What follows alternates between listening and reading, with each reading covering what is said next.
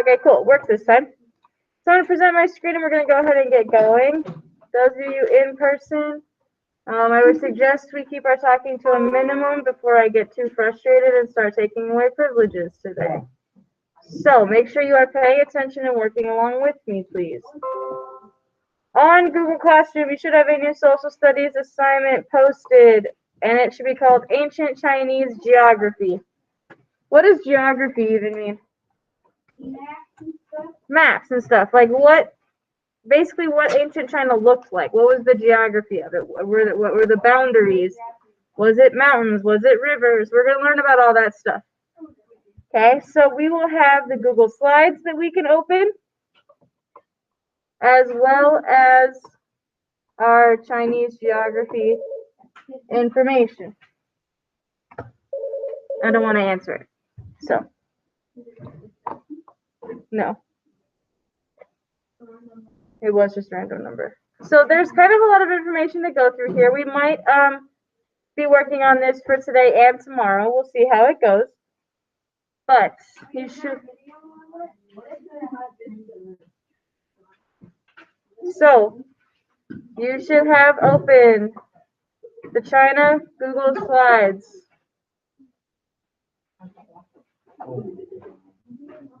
And the PDF. This is. No, we're not going to watch the video.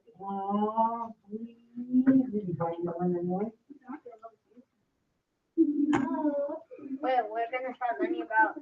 Wait, do we do the Great Wall of China too? I don't think we talked about the Great Wall of China. We might. I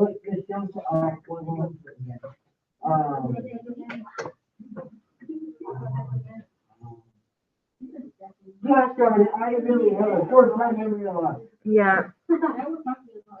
Yeah, you guys are talking a lot again, and I'm starting to get very, very frustrated. So I really suggest that you stop before you lose privileges.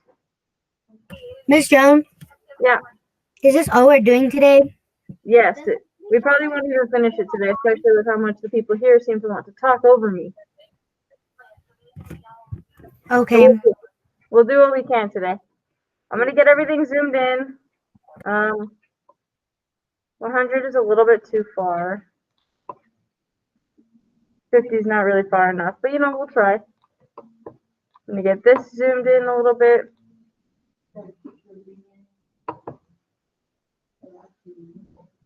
Okay, so we're going to start off by reading what is on this Google slide.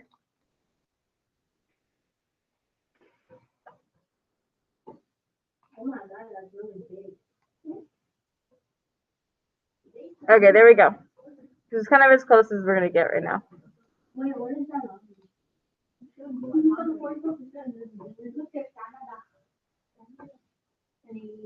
It's a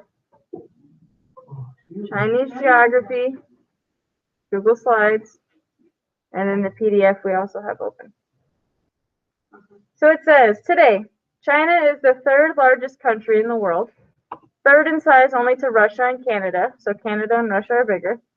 China has close to 4 million square miles of land.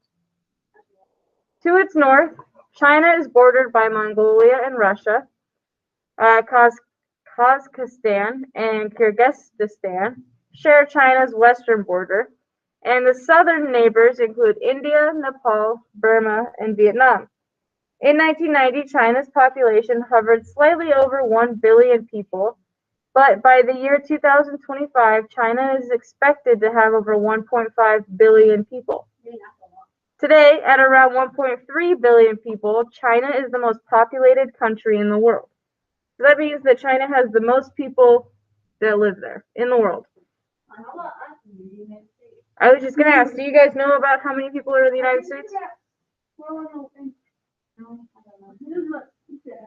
About a billion or? No, it's less than a billion. It's about 700 million. We have about 700 million people in the United States. So in China, there's almost double the amount of people. That's a lot. Okay. Then it says, while enormous today in both land and population size, we have to remember that China was not always this large. China's early population, like many civilizations, began very small and centered around a reliable source of food and water. So remember, these ancient civilizations needed to be near water. They couldn't transport water the way that we can now. They couldn't grow food and transport it the way that we could now. So they had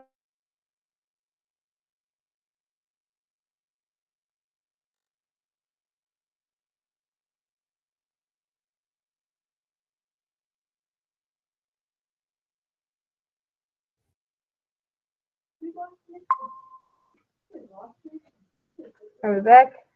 We'll give it a second. There we go.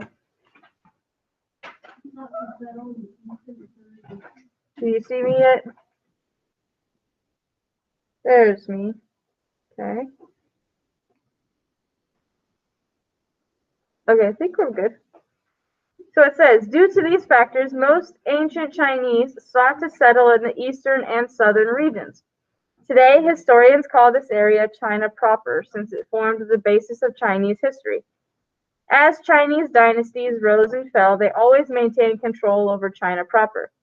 The western and northern regions of modern China made up the periphery in ancient times. This area is often called Outer China, and the environment is much more extreme. In ancient times, those living here found life very difficult. Sometimes Chinese dynasties stretched their power and influence to control these regions as well. So, as we navigate through the stations, which means the PDF, because we can't put these up in the wall, we're going to document on the correct side whether there is stuff in Outer China or if it's in China proper, and talk about the environment, the life in the region, and how people adapted to survive. So not every box is going to be filled out. Okay. So on slide number 2, I'm going to zoom out just a little bit.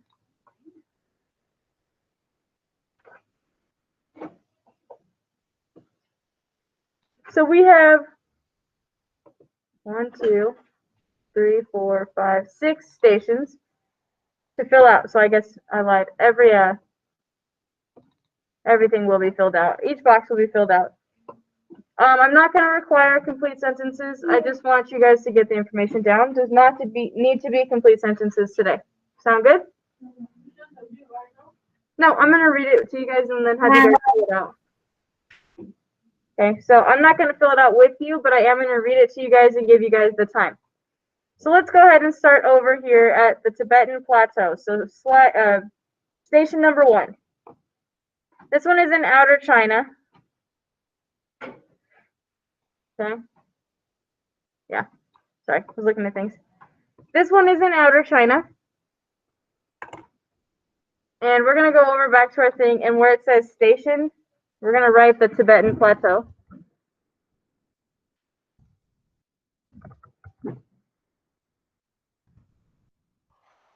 Wait, do we need to write the title on it? Yeah, so that we know which station goes with which one, please. Okay, the Tibetan Plateau.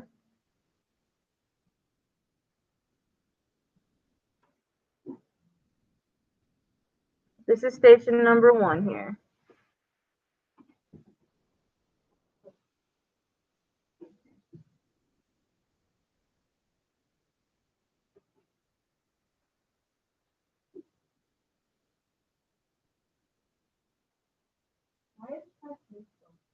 I don't know.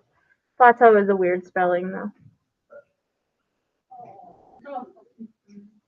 All right. So we're going to start off with this slide, or this station. I'm going to read it to you guys, and then you guys are going to fill out the boxes on your own. So in the first box, you're going to describe the geography of this place in Outer China. And then the box underneath that says, how did the ancient Chinese live and adapt in this area? The graphic feature. That just means maybe it's like not a very good place to live. Maybe it's really mountainous and hard to live in. So how did they adapt to it? So we're going to start by reading through our information here. Kind of a lot of information. So, yeah.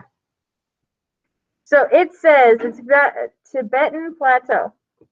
Nicknamed the roof of the world, or the third pole, and the Asian water tower, The Tibetan Plateau dots the landscape of China's southwestern border. What do you guys think that these nicknames mean about what the type of area this is? Cold. What else? The roof of the world. Like it's on a mountain. Maybe it's really, really high up there. It's so, like, maybe it's really tall. Maybe that oxygen level. Maybe not. It says then, while its highest peak is a mammoth 16,000 feet above sea level, its average elevation exceeds 14,800 feet. So now let's talk about how high that is. Right now in Winslow, we're at about 5,000 feet above sea level. That means that the people that live on the Tibetan Plateau live almost 3 times as high up as we do. 15. Huh? Would they die at sea level? No. They'll be fine. The higher up you go, the harder it is to breathe. People get altitude sickness and stuff like that. But when you come back down, you're fine. It's actually much easier if you live up high, it's much easier to move down lower because your body is used to doing all these things at a higher level, higher altitude, where things are harder. So if you move down to sea level, you're like, "Ooh, this is like easy. This is a breeze. I can breathe better. I can run farther. I can lift heavier things." Like, it's yeah. I don't know if I'd consider Winslow a high place. It's kind of in the middle. People consider Flagstaff high though. Yeah. So the Tibetan Plateau is pretty high up there. Okay. Experts have determined that the Tibetan Plateau is still rising due to the collision of the Indo-Australian and Tibetan tectonic plates. But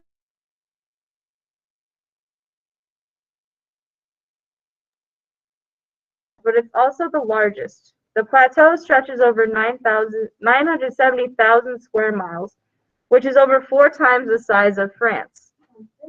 So, do you guys know what a plateau is?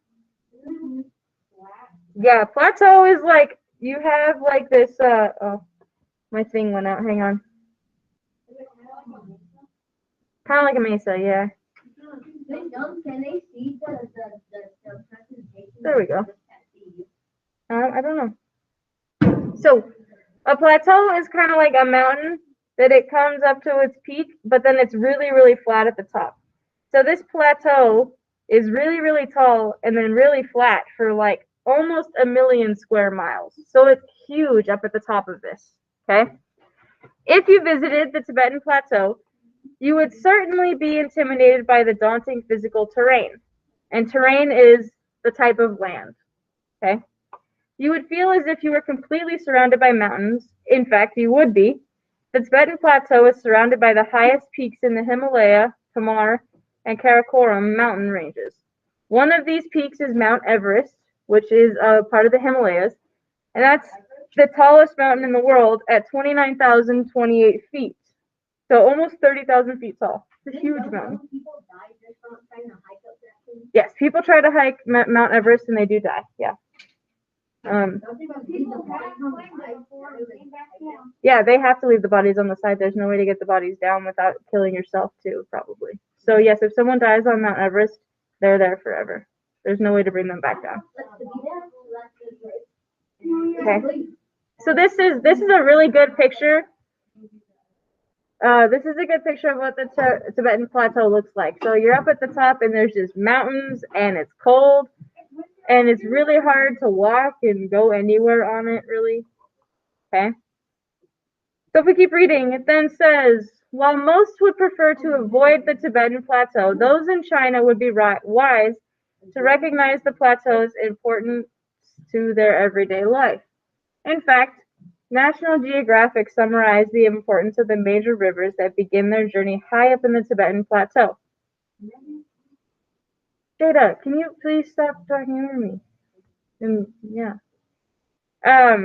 It doesn't say who said this, but it says, all told, some 2 billion people in more than a dozen countries, nearly a third of the world's population, depend on the rivers that are fed by the snow and the ice of the plateau region. So up at the top of these mountains and in this plateau, there are huge rivers that start You think people made it up there and made it down? Yeah, for sure. People in ancient times used to live up here. So But it wasn't as cold as it I have no idea.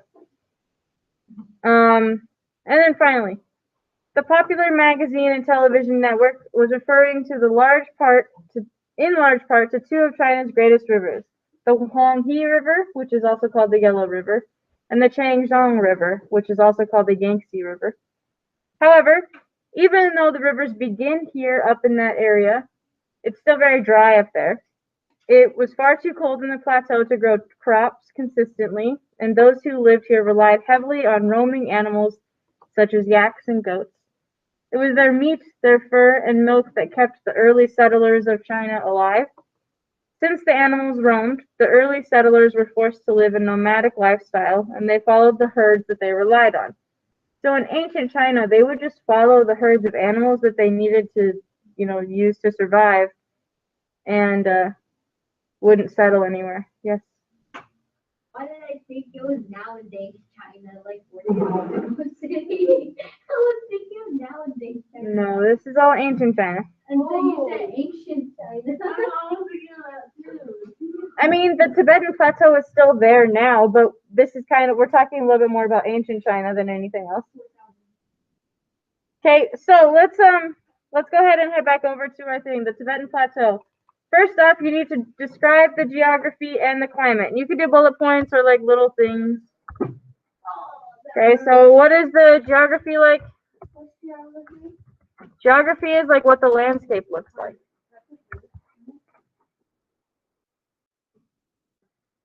Yep, that looks good. Okay, so the geography is like mountains, ocean, river. Okay, so put the geography first and then the climate, which is like the weather. The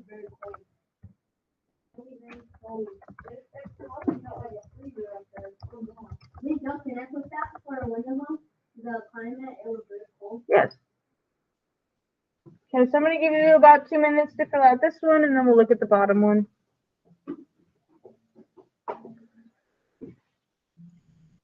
I messed up. There we go. Yeah, look at Pikachu.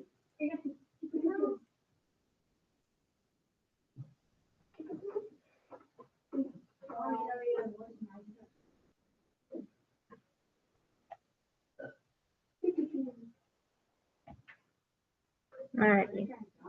Okay, be filling this out, please.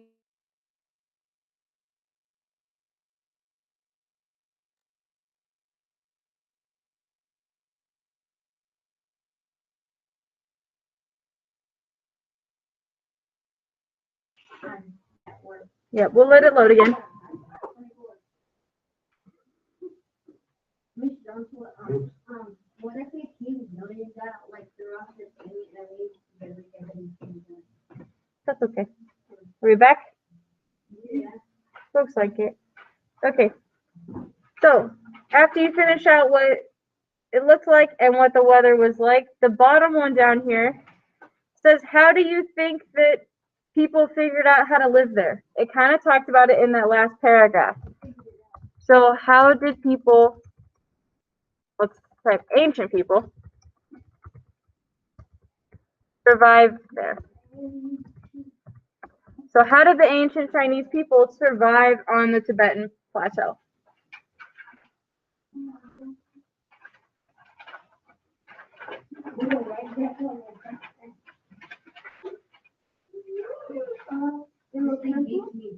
Well, it talks about it in the last paragraph that we read.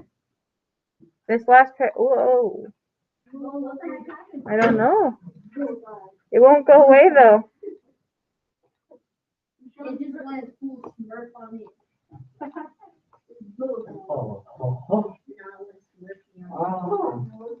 It really won't go away. I know, but I can't click out of it now. How do you spell the word Rome? No, R-O-A-M.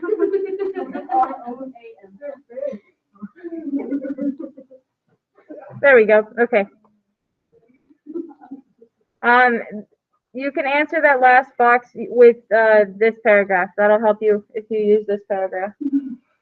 Okay. Yoshi, face forward and write some of this down, please. I did write some. Okay, now we're doing the second box. How did the ancient people survive in that area?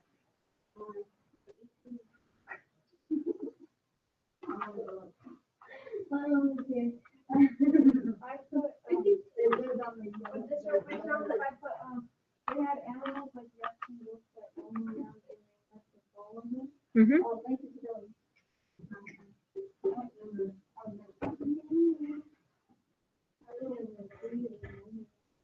Okay, I'm going to give you about 1 more minute on this one, and then we're going to move on.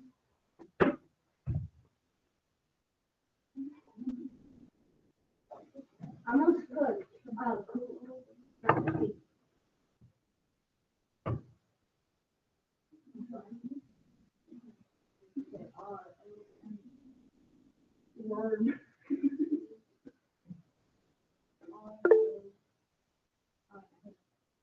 That's okay, Bradford. My our internet here keeps going in and out, so it might drop our call every once in a while. So we're all having some bad internet today, it seems. I got it. I'm gonna do that.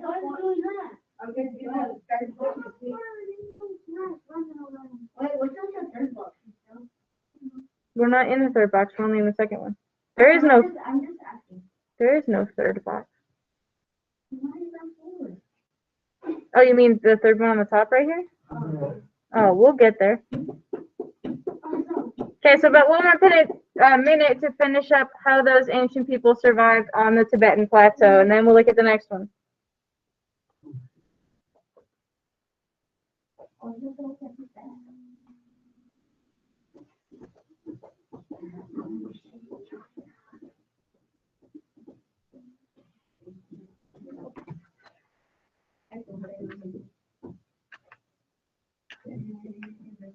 Alrighty. Let's go ahead and look at our next one. The next part of the geography we're going to look at is the deserts. Okay, so over on our slides, if we go to the right side and we look at this top one, we're going to do the deserts up here. Deserts only has one S because you want one desert, but you want two deserts. So deserts has two S's and desert has one. Okay, so go ahead and get that typed out, and then we will, let's see.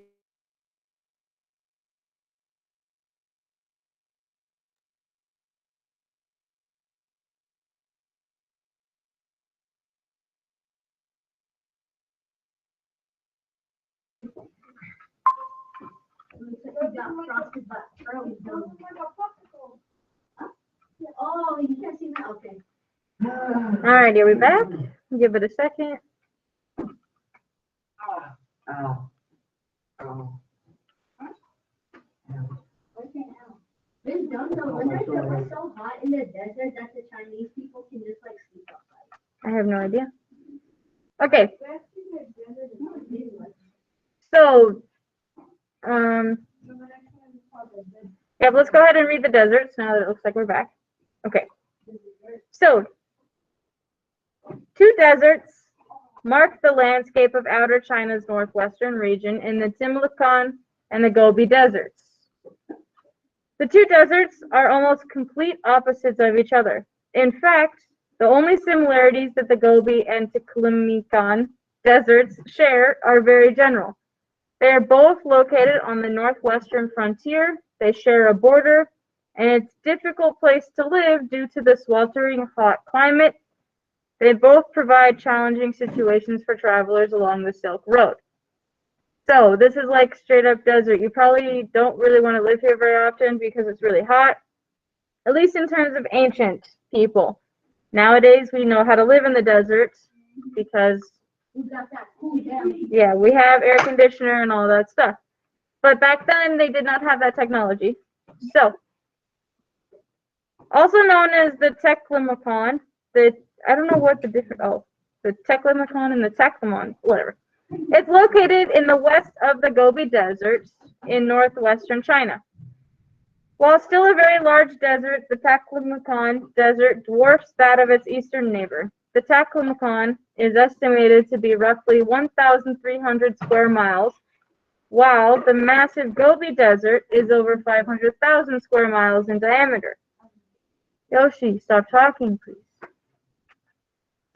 Do not let the size fool you, however. The Taklamakan Desert is considered to be one of the most dangerous deserts in the world. According to the National Geographic magazine, the desert is the most deadly stretch along the legendary Silk Road, the desert into which the entire caravans have disappeared without a trace. To locals, the name Taklamakan has come to mean if you go in, you don't come out. So, this desert is very dangerous. Maybe. It's not a place that you want to go into without being prepared because you're going to get stuck there possibly. Yeah. Is that hotter than ancient Egypt? I am not sure of that. So the Taklamakan Desert evokes images of a classic desert. Huge sand dunes and strong blowing winds. Climate and geography. It is not uncommon for sand dunes to reach over 100 yards tall. If you are planning on crossing this desert, then you'd better get used to the dunes, as over 85% of the desert is made up of them. If you are typing as we go, it's talking a lot about the geography right now, what the geography is like, right?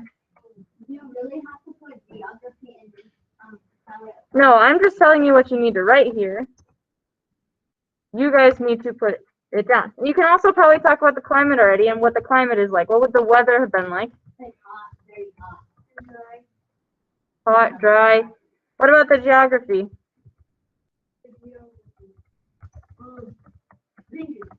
Well, no, not. What does it look like? Not how is it? Open, sand dunes. Okay, so Miss I'll give you a minute. Jones, Yep, go ahead. the internet is really like cutting out. I know. I think it's on my end too. So do what you can. We're only gonna do one more after this anyway, so we'll just do the first three. So if you want to just make sure you finish the first three by tomorrow, you'll be good. Okay, bye. Bye. Okay. I'm gonna give you guys about a minute to fill out what the geography was like and what the climate was like, and then we'll look at the next question and keep reading.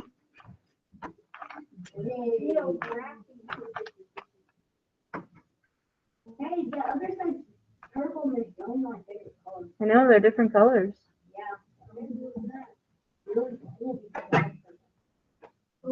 I like orange green.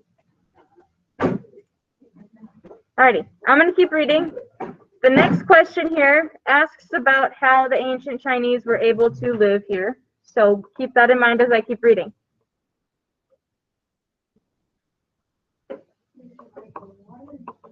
It then says, living in this desert is nearly impossible due to the lack of water. However, many oasis towns were able to thrive here, such as Kashgar and Marin. Oasis means like where they have water, they're able to live there. Yeah. The Gobi Desert borders the Taklamakan Desert to the east and is one of the world's largest deserts. While its size dwarfs that of its neighbors, the terrain of the Gobi Desert is also represented between a stark difference between the two. Most of the Gobi Desert is not sandy, but instead contains bare rock and gravel. Also, while the Taklamakan is known to be very warm, the Gobi Desert is a cold desert. Being further north than its neighbor and located at a higher elevation, both contribute to this sharp temperature difference. But this does not mean that the Gobi Desert has a desirable climate. In fact, the Gobi's climate is one of the extremes. The temperature can change as much as 63 degrees in just 24 hours. So, oh yeah, the thing on here, can you tell which desert it is which? Gobi is on the bottom. Hmm?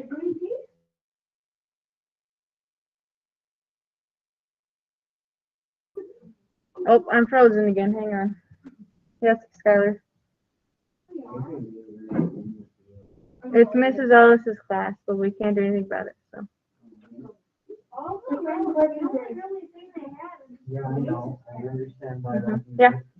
That's all I had to put. Yep. Is that really all I had to put? I'm sure if there is someone else stuck up there, All right. So the bottom one here is, I think, the Taklamakan Desert because it talked about sand dunes and things. And then I think the top one is the Gobi Desert. Okay. Yep. So now, how did the ancient people survive there? It talks about it very briefly.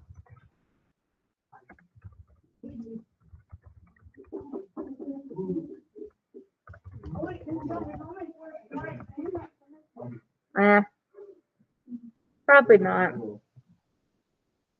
I need to fix my thing. So all I really had to put was a link. Yep, there's only like a small little paragraph about how they survived there, so please just fill that part out.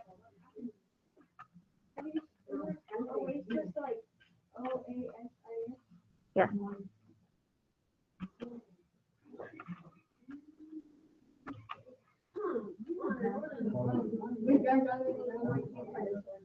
Good luck. It's on the top. It's on the top. I can't get it. Yeah. Okay, about 30 more seconds, and then we're just going to do one more today. We'll finish it tomorrow. No, it's not. I got 2 more.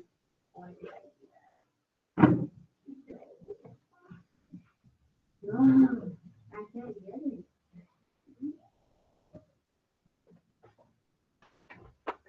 Oh, Oh my god, it's on the other side.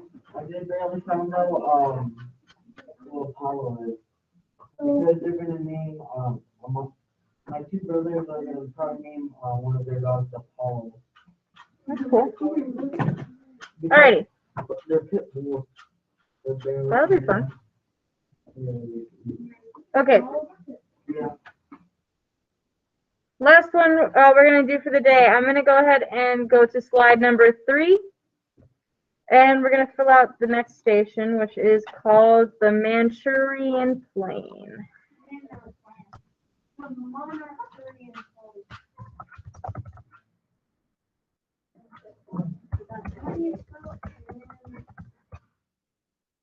Okay, there we go. The Manchurian Plain. I'll give you a second to get that typed out. Yoshi, put it away, please. Be typing this. Okay, the Manchurian Plain.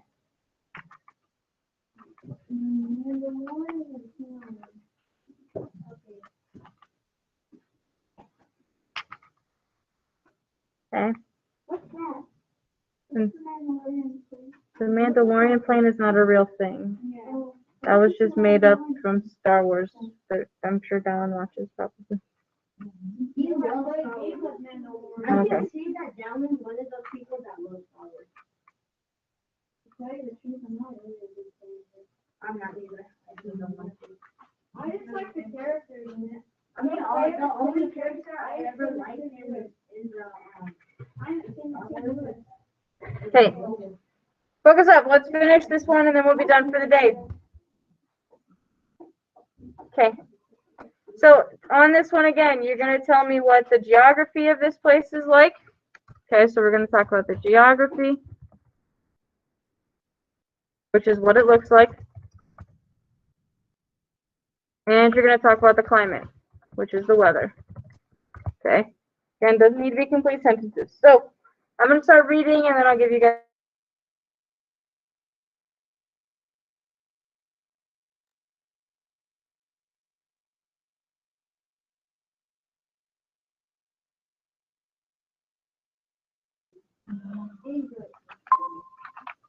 Okay, we're going to give it a second.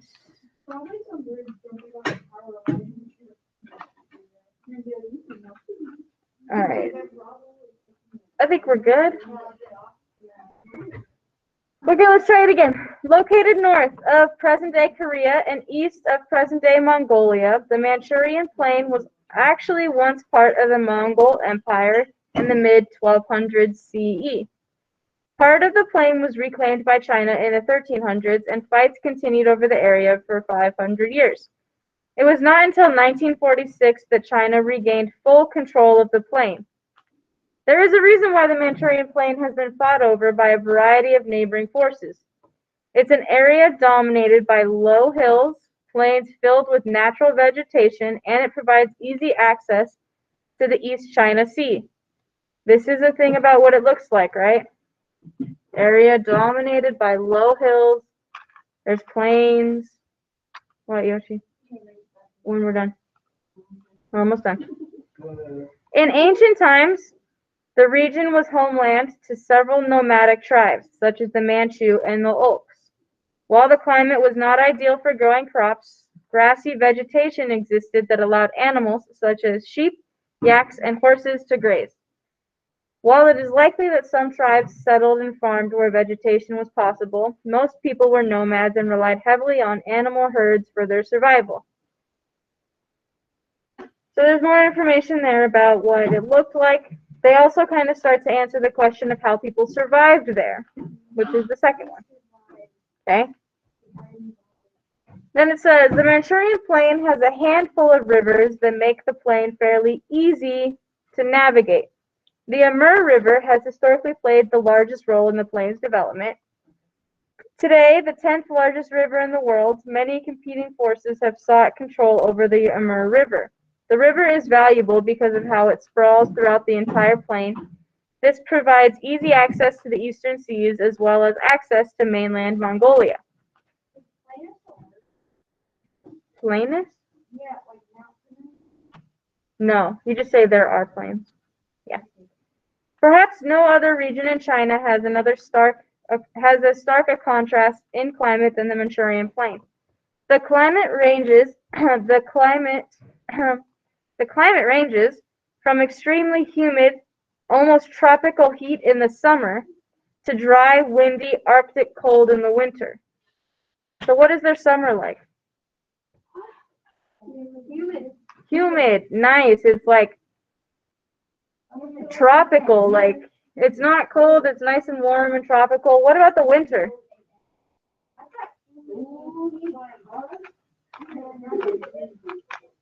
What about the winter? Yes, I heard him. Yes, I'm aware. I know. You guys seem to think I'm old. I know what these things mean. Now, answer my question. What is the winter like? Arctic. Super cold. You don't want to go out there in the winter. So, temperatures reach their peak in the summer with an average of 83 degrees, while in the winter, it can fall to around negative 18 degrees. The region also experiences heavy thunderstorms in the summer months as pressure systems change. While enough grassy vegetation exists on the plain to support a variety of animals, the climate is far too inconsistent to provide a good environment for growing crops. Yeah, and then this is a picture kind of where the plains are in China. Like, China's huge, right? It comes all the way around. They're kind of up in the north, over here, northwest. Yeah, sorry, northeast.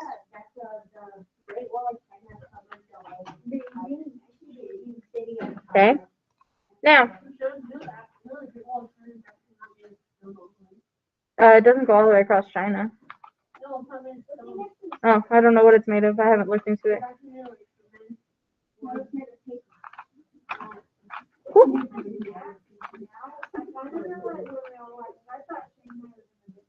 Yeah. Okay, so take about 2 minutes. Fill out what the geography was like and what the weather was like. Yep.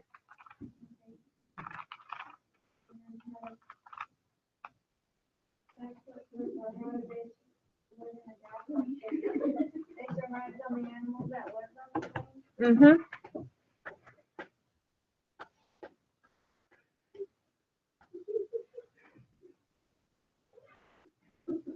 Okay, be finishing this up. As you finish the geography and the climate on the bottom one underneath, same question. Oh my. Undo. Same question. How did ancient people survive here?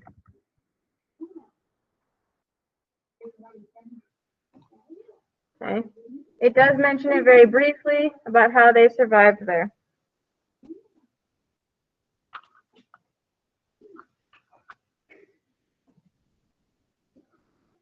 Okay, like I said, we're not going to go any farther than this today. We're just going to finish the 3, and then we'll do the other 3 tomorrow.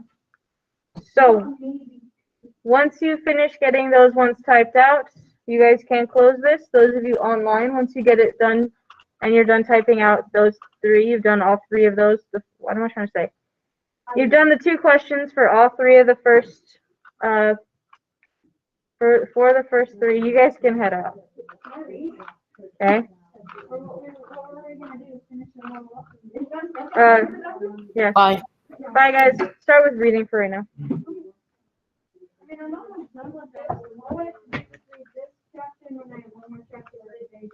Mm-hmm.